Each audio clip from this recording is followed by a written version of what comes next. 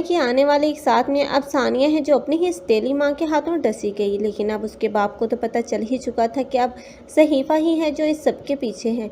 लेकिन अब वो कहानी जानते ही अब इस दुनिया से रुखसत हो गया और इसलिए अब सहीफा जो अब तो बच निकली, लेकिन ज़्यादा देर तक अब उसकी चल नहीं पाएगी, क्योंकि आखिरकार बुराई का अंजाम बुरा ही होता है। क्योंकि अब सहीफा जो कर रही है आखिर उसका बुरा ही अंजाम देखने को मिलेगा। आखिर सहीफा का अपना बेटा जब वो घर वापस आएगा और उसे पता चलेगा कि उसने सानिया के साथ क्या सलूक किया है और उसकी पोजीशन बनाने के लिए उसने सानिया को इतनी तकलीफ और अजियत से गुजारा, तो वो बर्दाश्त नहीं कर पाएगा। वह भी अपनी माँ के खिलाफ उठ खड़ा होगा।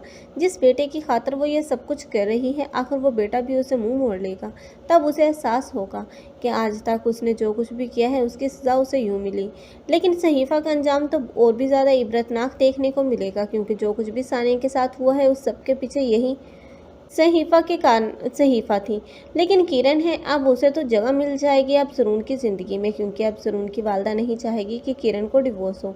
इसलिए अब किरण भी सानिया ही के घर में आ जाएगी और सानिया के साथ खुलकर चैलेंज करती हुई नजर आएगी। लेकिन सानिया है जिसे सरून की मोहब्बत पर अब भी भरोसा है, इसलिए वो उसकी मोहब्बत का भरम दिखाती हुई नजर आएगी। लेकिन ये भरम तो धरे के धरे रह जाएंगे जब इसी किरण की वजह से अब सानिया की लाइफ में एक बार फिर से तबाहियाँ आएंगी, क्योंकि अब यही किरण होगी जो अब फंसी और सानिया इन दोनों के मासी के बारे में खोलकर सबको बताएगी।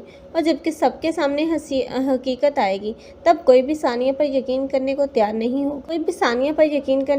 नहीं होगा और ऐसे में सानिया को उस घर से जाना ही पड़ेगा। आप लोगों को ये ड्रामा कैसा लग रहा है कमेंट सेक्शन में अपनी कीमती राय के इज़हार लाजमी करें। मज़ीद ऐसे रिव्यूज़ के लिए हमारे चैनल को लाजमी सब्सक्राइब कर लें। अगर आप लोगों को हमारी वीडियो अच्छी लगी हो तो वीडियो को लाइक करना और दोस्तों के साथ शेयर करना मत भूलिएगा। अल्लाह हाफिज़।